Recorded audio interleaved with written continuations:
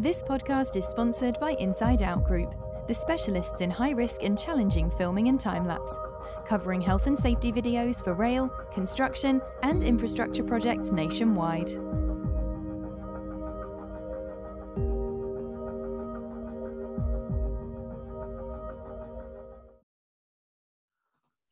Welcome to this week's Safer Than Your Average. On the show this week we have Shirley. Shirley, I'm just going to hand over to you to do a short introduction and bring us up to speed with who you are.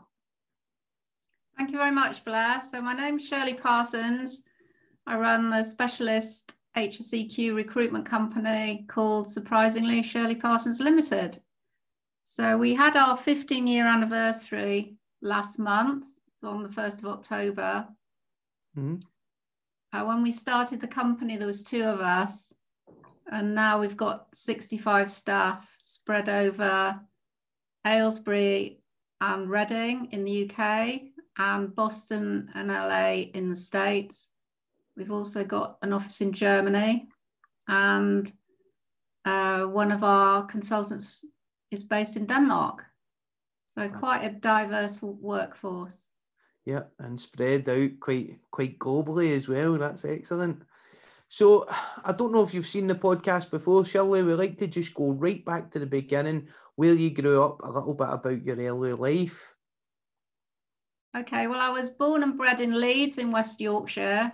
My parents were both doctors, and my father worked full-time for the NHS at the LGI in Leeds.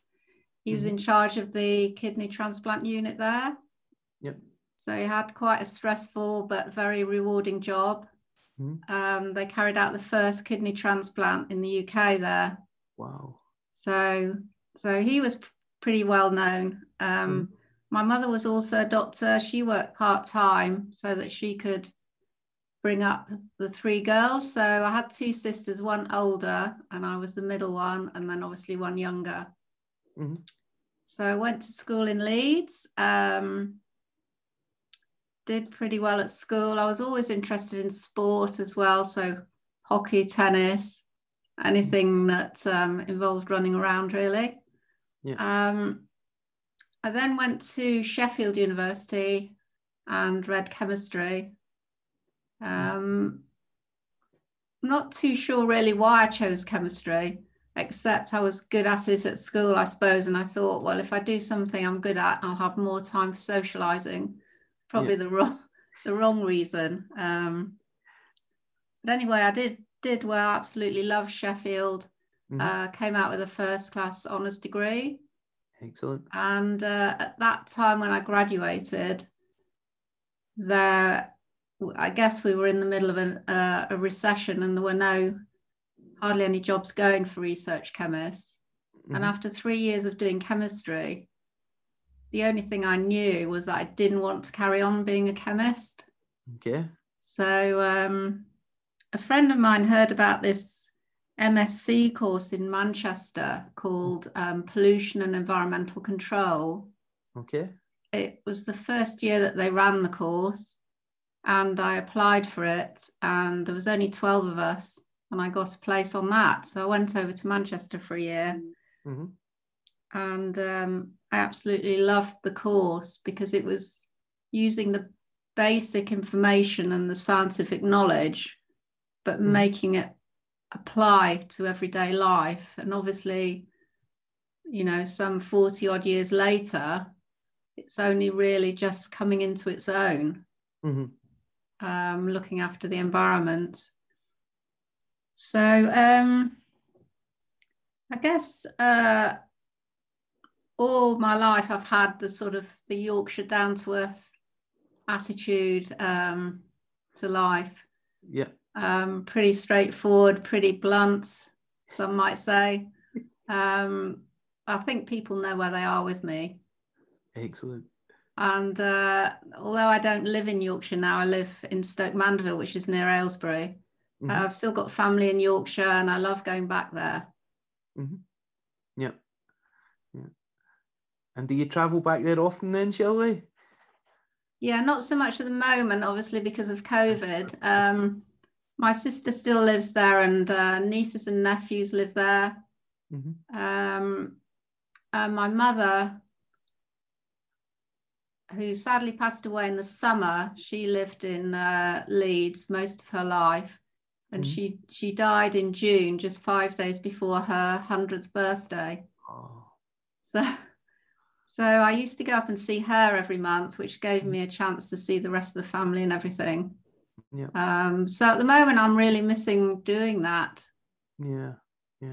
It's been tough, these restrictions for everyone, and Glasgow today has just announced that they're going into a tier 4 lockdown as well come Friday afternoon. So it's disappointing, but yeah, hope we can start to get past it towards the end of the year, and there's a bit of measure coming in with the vaccine, hopefully, that will start to try and resolve things a little bit, but we just don't know, do we? It's so up in the air at the moment. Excellent. If we move on a little bit, Shirley, to talk about your first job then, if we start to look at that and explore that in a little bit of detail. Okay, so whilst I was at Manchester, I applied for a job with the London Borough of Hillingdon in the Environmental Health Department as a scientific officer. So my tutor at Manchester said, well, apply for it, but I don't think you'll get it. So that was me sorted. I was not going to come back from that interview without having been offered that job. So I got that, and I started on the 15th of October. So I won't tell you which year, because you'll be able to work out how old I am. So I spent 5 years there in the Environmental Health Department, dealing with all the noise complaints, air pollution, contaminated land, interacting with the general public, and doing a small amount of laboratory work, but a lot of it was dealing with people, and I found that I really enjoyed that. The downside was I wasn't a qualified EHO, so I couldn't progress up the ladder. And whilst I studied what was affectionately known as a smoke ticket, which was a diploma in air pollution control, because my boss said, well, if you get that, we might be able to progress you up the ranks as if you were an EHO. That never happened. And having done 4 years of study, I didn't want to do another 4 years becoming an EHO. So during the course of my work at Hillingdon, I met a lady who set up a small environmental consultancy. And she asked me to join her. And it was based in Milton Keynes. So I decided to do that. So I left a nice secure job at Hillingdon. I joined this small consultancy with a view to becoming a partner. I didn't have a contract of employment, and I had to move to Milton Keynes from just West London. And after about 6 months, she called me in and she said, well, you haven't brought any business in. I don't think you're partner material, and I think you're incapable of running a business. So obviously that was a huge blow. Because I thought that she was bringing the business in and I was going to do it. Anyway, so I then phoned up Paul, who I was going out with at the time, who later became my husband. Because obviously I was really upset by this, and we met for a meal, and I remember it particularly because it was actually Valentine's Day. So he had to come up to Milton Keynes. We went out for a meal, and he said, well, we could set up 2 businesses, one to do your environmental consultancy, and he was a contract IT computer programmer. So and he used to get his work through agents. So the idea was that I could act as his agent, and the agent for his friends and place them in programming roles. Mm-hmm. So that's what we did. So 3 months later, we set up these 2 businesses from home. And I guess we were 28 at the time. So obviously pretty naive, didn't have much of a clue what we were doing. Mm-hmm. But somehow we managed to get it off the ground. And I actually found that with the recruitment of IT people, I knew nothing about IT, but I found that I could remember unusual things about people. Mm-hmm. So there were a number of occasions when a client would ring up and say, oh, we're looking for a programmer with these skills. And of course, bearing in mind, in those days, there was no computer. There was nothing online. We had a landline, a notepad and a pen when we started. And we had to do everything by post. So we had to type up the CVs and post carbon copies off to the clients. Mm-hmm. I mean, it's unbelievable to think about it now. Yeah.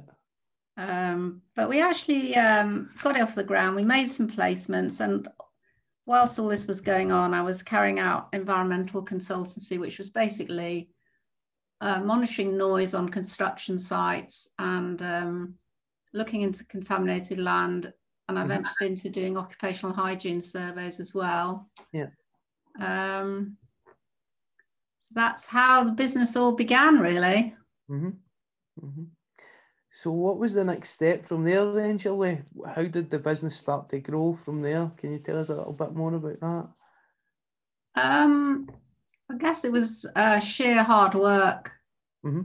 The first guy that we took on to help with the IT recruitment photocopied all our records when we were on holiday. Mm-hmm. And when I questioned him about it, he said he'd been photocopying a friend of his PhD thesis. Mm-hmm. But obviously he hadn't done that. He'd copied all our CV records and then he left and set up on his own. Yeah, yeah.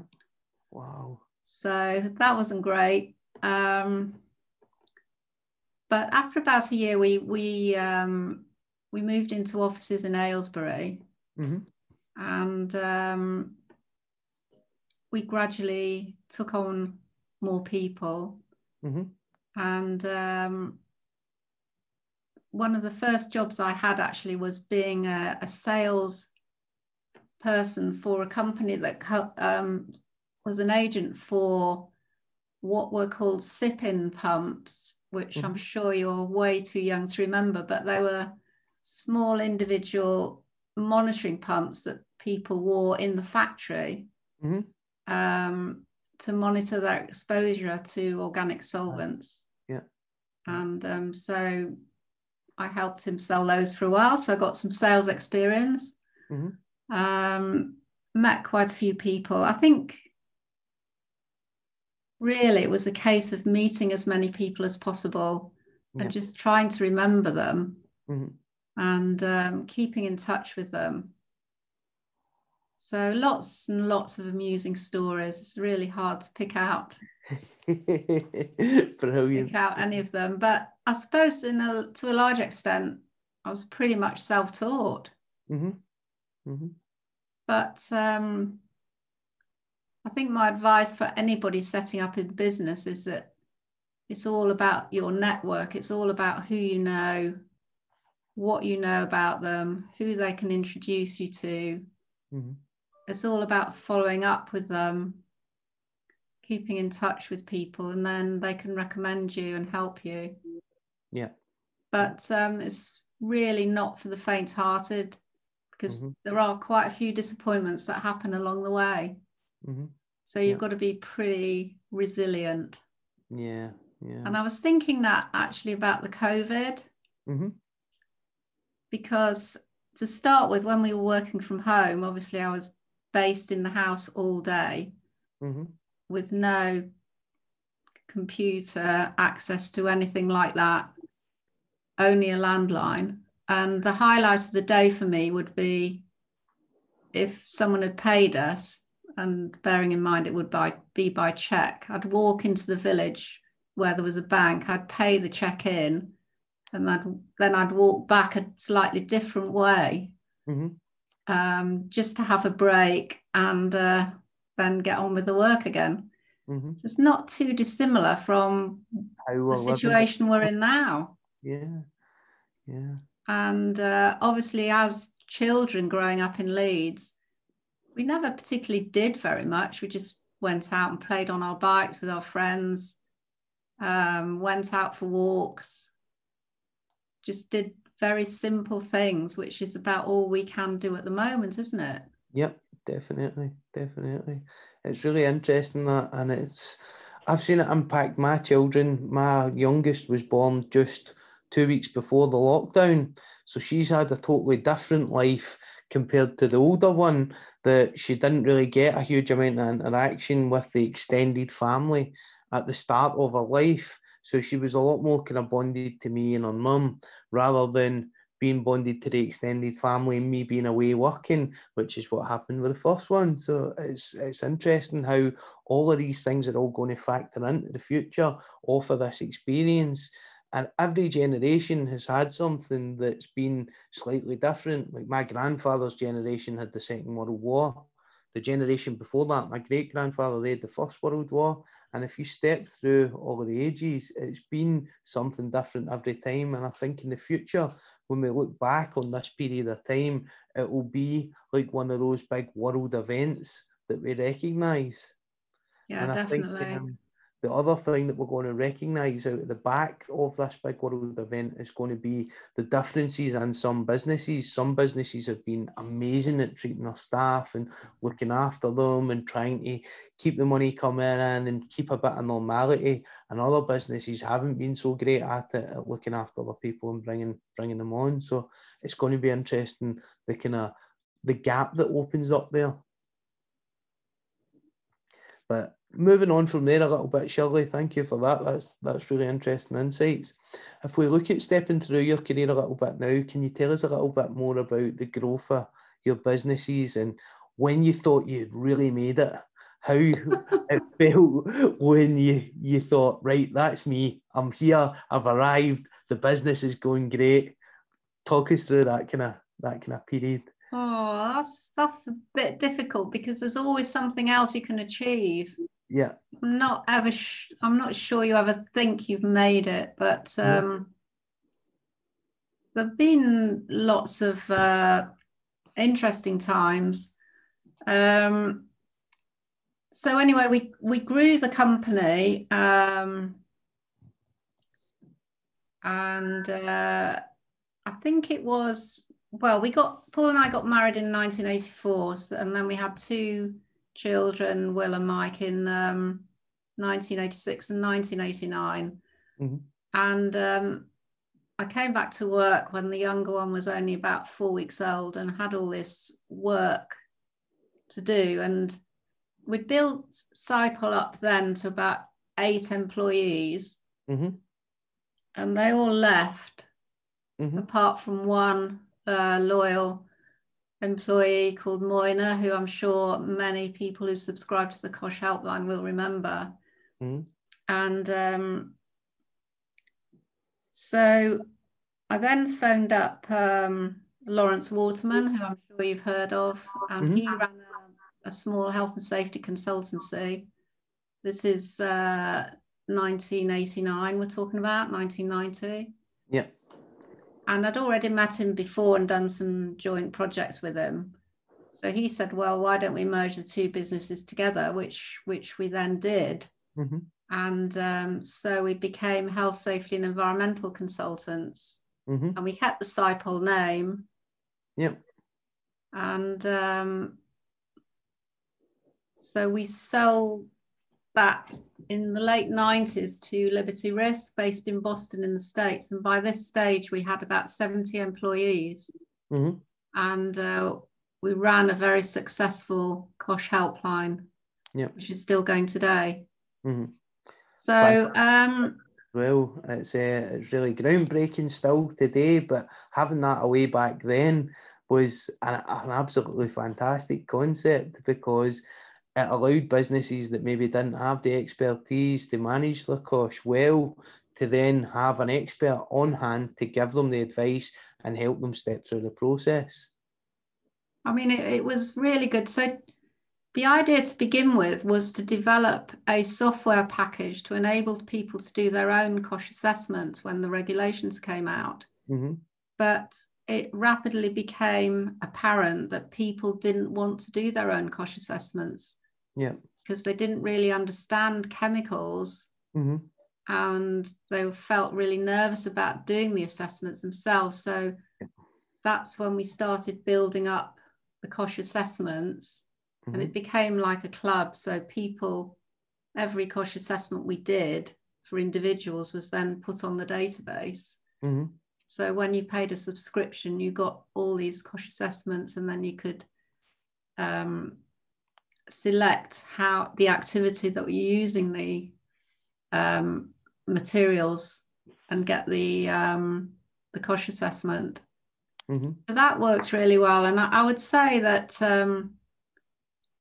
Lawrence and I were very different. So he was the big showman. He loved doing presentations. You know, the more people, the better.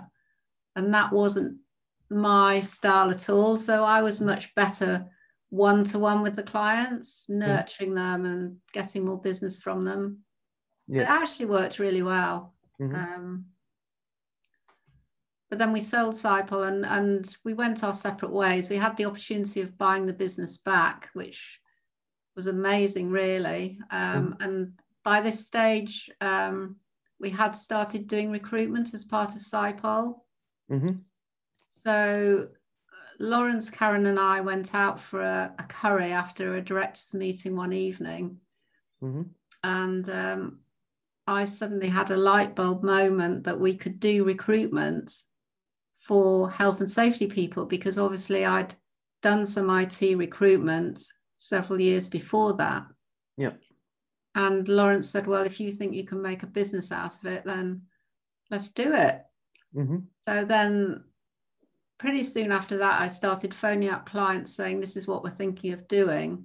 And they all said, well, that's really great, because we're always looking for good health and safety people.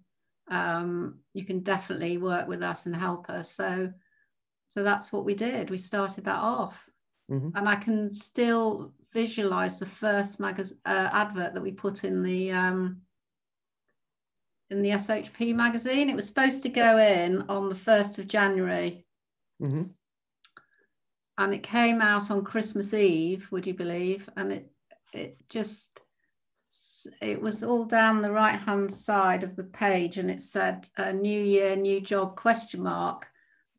And we had a contract health and safety role in Portugal, which obviously attracted lots of people's eye, and they all started ringing up on Christmas Eve. And it was absolutely mad, because obviously I was trying to get ready for Christmas and all the phone kept ringing. And anyway, that's how the recruitment business started.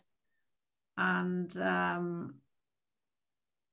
I just found that I had found my niche, because basically I was getting paid for speaking to people all day on the phone or meeting them. Yeah. But I think the key to it was engaging with people and meeting them, finding out what role would be suitable for them, what their aspirations were, where they wanted to go. And because we knew the clients well, it made it much easier to make a match. Yeah. Yeah. So it's not about only the qualifications. The person's got to fit into the role. Yeah. That was the start of it anyway. Yeah, there's a big match there for personality in a business and fitting into the corporate culture as well. That if the corporate culture is quite forthright and forthcoming, then someone that's quite timid won't exactly set the heather on fire going in there as a safety person, because they'll just be railroaded over the top of. And the same token, if it's quite a diplomatic culture, you won't have someone that's quite forthright and outspoken being able to go in there, because they won't be able to do the diplomacy part to pull it all together. So I get that. That's an interesting insight as well, Shirley. Moving on from there a little bit then, if we talk a little bit more about setting up the agency and progressing through with it, how did the America side of things come up? Well, I think we probably had about 30 employees, and we had a policy of employing young graduates straight from university and then training them up. Yeah. So these two guys joined straight from university, as I believe. And after about 18 months, one of them got headhunted. And the only way that we could actually keep him was to say that we could send him to the States, well, both of them actually, to the States, and set up a branch of our company over there. So that's what we did. And they were both, I think, 22 at the time. So incredibly young, and they only had about 18 months experience in recruitment. So we really threw them in at the deep end. But they really, really grasped it, and they've done really well. So they've both got American girlfriends now. And we've got about 20 staff over there now. Brilliant. And they mainly do permanent roles, whereas in this country and overseas, we do permanent and contract. Yeah. So that was a big leap of faith. But in terms of the market, there didn't seem to be any other specialist recruitment companies in America. And there still aren't really. Their biggest competition comes from internal recruiters. And you mentioned there that you recruit quite a lot of contract roles in the UK. Can you tell us about the dreaded IR35? See all the contractors clawing under the table here with the mention of it. Yeah, well, I think that is really going to have quite an impact when it comes in. So we're working with our clients and our contractors to make sure that we can get through that. It's a difficult one. I can see why the government wants to do it, wants to introduce IR35, but at the same time, contractors do provide a valuable resource. Because companies, typically they're on 1 or 2 weeks notice. And when the project's finished, the company can just give them their notice, and there's no employment repercussions. So yeah, it's giving us a bit of a headache at the moment, but yeah, we'll get through it. Scenario to see how it all develops going forward, because a lot of businesses rely on being able to contract in that specialist knowledge and skills. I was talking to a friend of mine earlier this evening, and he was telling me that while he understands that a lot of businesses are struggling at the moment, he was brought into the particular business that he was working for his specialist knowledge and background. So it wasn't just about putting a bum on a seat, it was the particular knowledge that he had that he was contracted in to use. And that worked both ways, both in favour for the business and in favour for him. And he's looking now to see how it's going to develop, whether he's going to look to move on and go full time or go more contractual and set up looking at maybe consulting to 2 or 3 different businesses in a monthly period. So that was really interesting. That was an interesting chat. Looking forward a little bit then, Shirley, if we look at what are you doing now? What's your role day to day? What do you get up to? What fills your time? Well, obviously keeping in touch with clients and candidates, mostly senior ones, I would say. So we do quite a lot of executive search roles where companies will actually employ us to search for director level roles. And I really enjoy doing that. So that's quite a significant part of the day. I also still do get involved in debt collecting, which sounds a bit crazy, but people don't pay their bills, you get a chap in the door from Shirley saying pay up or else. Yeah. And I've actually been known to turn up on client premises and unannounced and just say, can I speak to the FD or whatever, and then I go and see him or her. Absolutely fantastic. And, I'll say, well, you owe us this money, so if you don't mind, I'm just going to wait here until you pay. My wife's grandmother done a very similar thing when she worked in the construction industry back in the 60s and the 70s. She was famous for turning up and asking to speak to the director of the companies that they'd worked for. And if they said he's unavailable, well, I'll just wait here in the reception and wait for him to come to make sure that she was paid. That's absolutely brilliant. Fantastic. Yeah, well, I think that's my my Yorkshire grit coming out. Yeah. And it can be a bit nerve-wracking. I remember we had a contractor on the site in Harrow, and when I spoke to the hiring manager, he said, "Oh, we've let him go. We couldn't afford to keep him on." I thought something doesn't sound quite right here, so I got on the train to Harrow. I got in a taxi, and the taxi driver took me to this premises. And I said to the taxi driver, "Do you think you could wait outside for me? Because nobody else knows that I'm sort of here, and I'm not sure what I'm going to walk into." So I went in and I said, "Oh, can I speak to the MD? I can't remember his name." And the guy sitting there said, "Oh, I'm sure he's out today." And I said, "Well, what's your name?" And it was the name of our contractor. So I said, "I thought you'd left." And he said, "Oh, well, you weren't paying my bills, so I've gone direct." And I said, "Well, we weren't paying your bills because you hadn't given us your bank account. So how could we pay you?"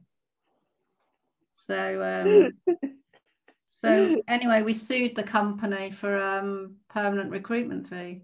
Yeah, and rightly so. I just thought, well, they've got our money. It's not right. So I've done that several times. So, but obviously I do that much less now. But and I think at the moment during COVID, keeping in touch with the staff. Like today, there was only 3 of us in the office, so I went out for a walk with one of the other ladies. Brilliant. For half an hour at lunchtime, just to have a chat. Yeah. And did the same a couple of times last week as well. It's just trying to keep in touch and trying to keep them motivated and look after them, really. Yeah. But I think, well, we have a lot of fun. I mean, we've got some fantastic clients, fantastic candidates. Interestingly enough, I spoke to an HR lady today, and she said that her brother is in health and safety. Yeah. And she'd mentioned to her brother that she was going to be speaking to me today, and he said, "Oh, everybody in health and safety knows Shirleys." Yeah, I'm looking forward to this podcast going out. I think this will be a well watched one. I think a lot of people recognise the name and say, it's good to put a face to the name. So that's excellent. Right, if we continue on a little bit, Shirley, what's coming up in the future? What's the next big project? What do you see yourself doing?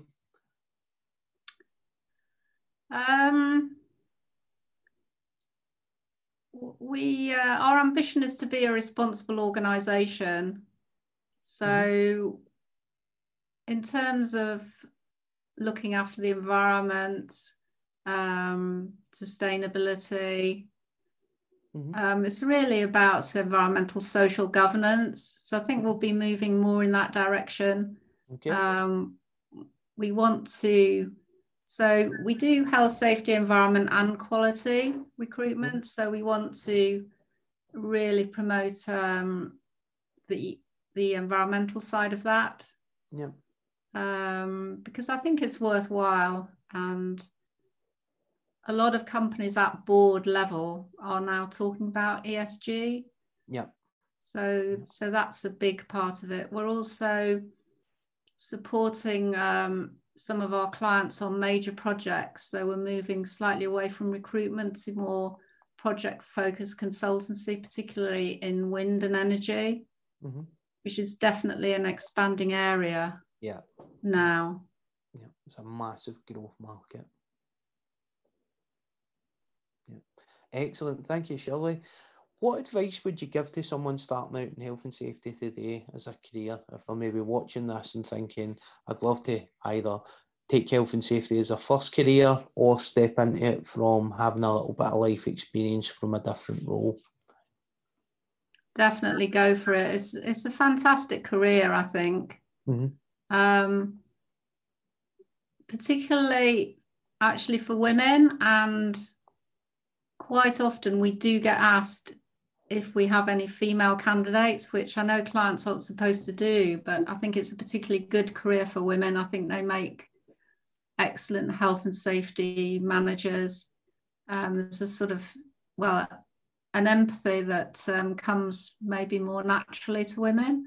So I definitely encourage that. And it's a good career as well, that you can bring up a family as well and fit it around work-life balance. I think it's a really worthwhile career because you're helping people. You're also helping the commercial aspects of the company. So good health is good business. You know, if they're working safely, they've got good management systems in place, and that's a successful business. So obviously you need to study, you need to get the qualifications, doing the diploma, progressing up through the various stages from grad IOSH to IOSH and so on. Really worthwhile. Yeah, definitely. Well, thank you very much for coming on the Safer Than Your Average podcast, Shirley. I really appreciate it. I'm sure this will be a well-viewed and well-listened to pod, and thanks very much for your time. Well, thank you very much for inviting me. No, definitely. And if anybody's out there looking for a role, reach out, Shirley Parsons Agency. They're there to help, and you'll find them on LinkedIn and various other places. Where else can they find you, Shirley? Well, obviously we've got a website. We advertise on the specialist job boards, but we do like the well, ideally face-to-face contact, but at the moment that's difficult, but we can arrange Teams meetings or Zoom calls. It just all helps in terms of getting to know you, which is what we want to do, so that we can understand what you're looking for. So please don't be shy, pick up the phone, get to know us. We'd love to help you in your career. Excellent. Thank you, Shirley. Thank you very much. This podcast is sponsored by Inside Out Group, the specialists in high-risk and challenging filming and time-lapse, covering health and safety videos for rail, construction and infrastructure projects nationwide.